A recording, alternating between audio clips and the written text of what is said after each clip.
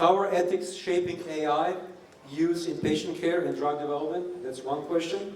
Another question that we can connect is how comfortable should we be with AI bots as the first point of care? And if anyone would like to contribute to this question, please jump in. So I guess we will get into my personal story on the second question first. I am 9 months post-surgical now on a knee issue, and I wasn't recovering correctly. So I went to a neurologist, and the neurologist saw some things they didn't like, so they had me do blood work.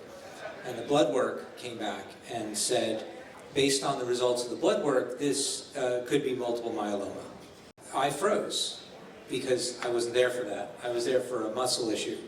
And the neurologist said, well, I can't talk to you again until you see an oncologist. So I go to see an oncologist. The oncologist says, yeah, there's nothing wrong with you.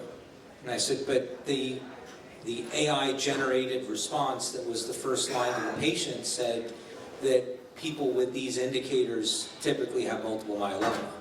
And they said, yeah, no, that's nothing.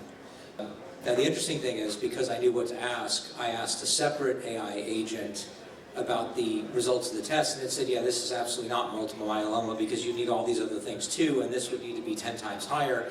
Basically all the things that the doctor said, this secondary AI said, but the one that was directly associated to the clinical portal didn't say that.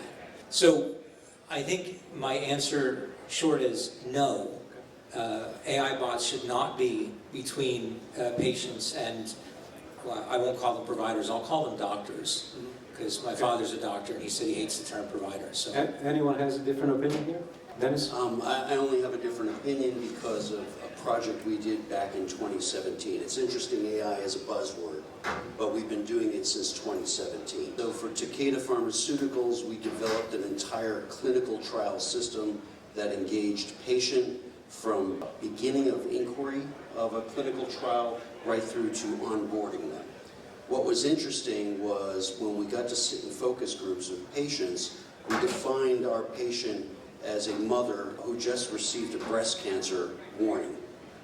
And the problem is we looked at her and her day in her life, and we basically determined she was so busy she could not get into the clinical trial. So what we were giving her was 24/7 access. It was highly compliant. We worked with legal for 2 years.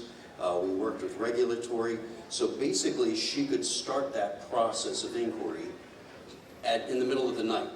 And basically because that was the time that was available to her. And from that point we could provide her options for trials, which in many cases have been life-saving. When someone hits a dead end with current therapeutic solutions, to be able to jump into a clinical trial. I've had friends that have said, oh, you've got a 30-day notice. Go pack up, discuss your belongings with your families, prepare for death. That's a really sad, sad point when you reach that. So getting someone into a clinical trial that then gives them 4 more years of life is invaluable. I believe what concerns me right now is we're removing regulatory. It's the Wild West. We were a 2-year legal process.